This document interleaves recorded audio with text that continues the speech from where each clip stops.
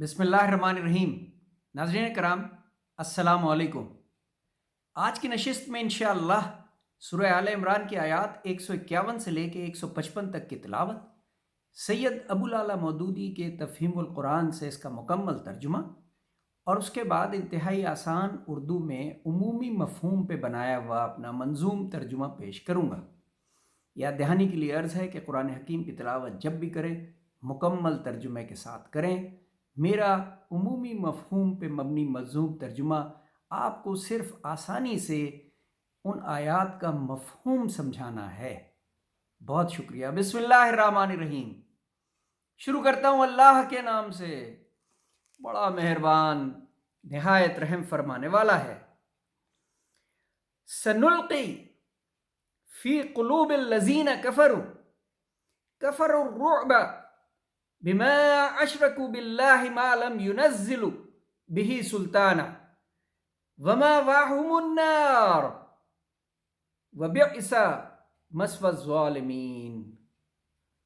سبحان اللہ، سبحان اللہ۔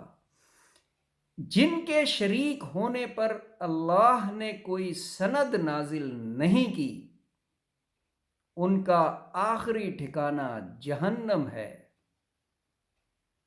اور پہلے والی آیات کے ساتھ ملا دوں، ان قریب وہ وقت آنے والا ہے جب ہم منکرین نے حق کے وسوں میں رعب بٹھا دیں گے، اس لیے کہ انہوں نے اللہ کے ساتھ ان کی خدائی میں شریک ٹھہرایا تھا۔ ان کا آخری ٹھکانہ جہنم ہے اور وہ بہت ہی بری جگہ ہے، وہ قیام گاہ جو ان ظالموں کو نصیب ہوگی۔ اللہ نے تائید و نصرت کا جو وعدہ تم سے کیا تھا وہ تو اس نے پورا کر دیا۔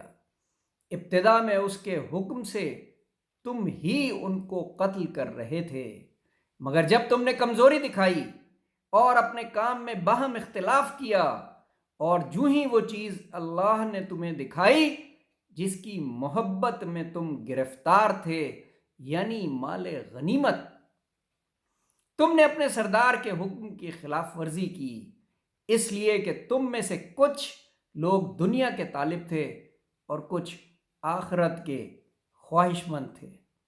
تب اللہ نے تمہیں کافروں کے مقابلے میں پسپا کر دیا تاکہ تمہاری آزمائش کرے، اور حق یہ ہے کہ اللہ نے پھر بھی تمہیں معاف ہی کر دیا، کیونکہ مومنوں پر اللہ بڑی عنایت رکھتا ہے۔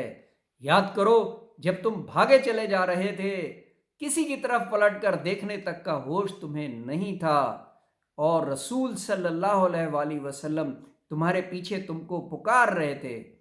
اس وقت تمہاری اس روش کا بدلہ اللہ نے تمہیں یہ دیا کہ تم کو رنج پر رنج ہوا، تاکہ آئندہ کے لیے تمہیں یہ سبق مل سکے کہ جو کچھ تمہارے ہاتھ سے جائے یا جو مصیبت تم پر نازل ہو، اس پر ملال نہ ہو تمہیں۔ اللہ تمہارے سب اعمال سے باخبر ہے۔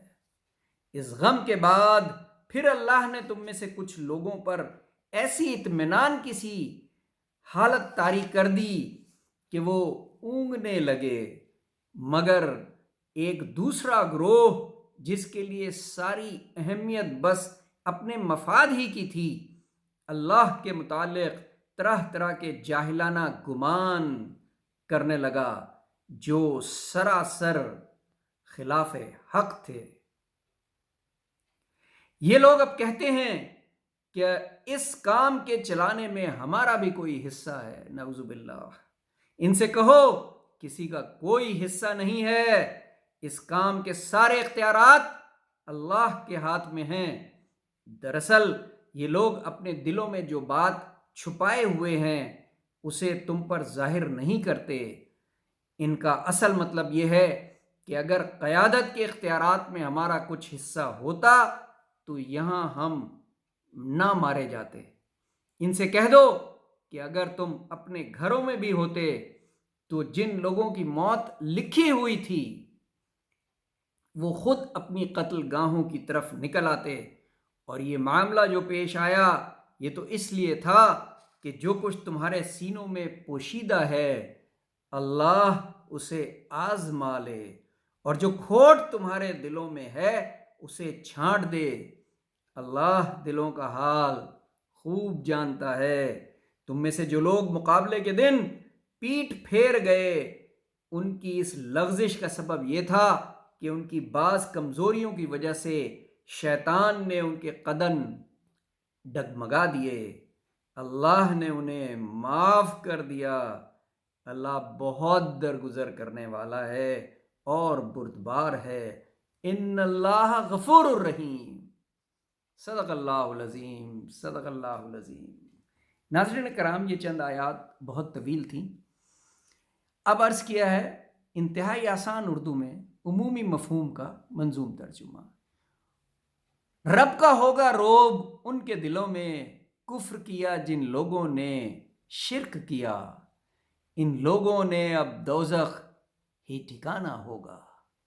ان لوگوں کا اب دوزخ ہی ٹھکانہ ہوگا، رب کا وعدہ سچا تھا دیکھ لیا تم نے، پھر ہاری ہمت تم نے حکم نہ مانا رب کا۔ کچھ دنیا کے طلبگار تھے، کچھ کو چاہت آخرت کی، پھر رب نے تم کو معاف کیا۔ وہ رحیم ہے، وہ کریم ہے۔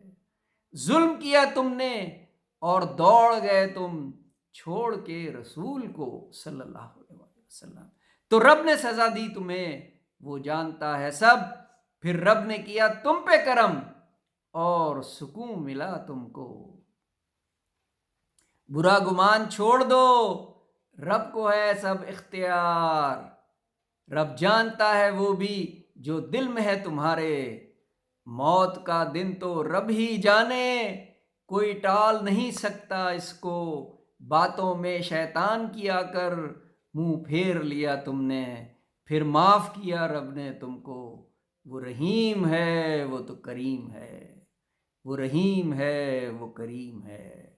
صدق اللہ العظیم۔ بہت شکریہ ناظرین کرام، اپنا بہت خیال رکھیے گا۔ اللہ حافظ۔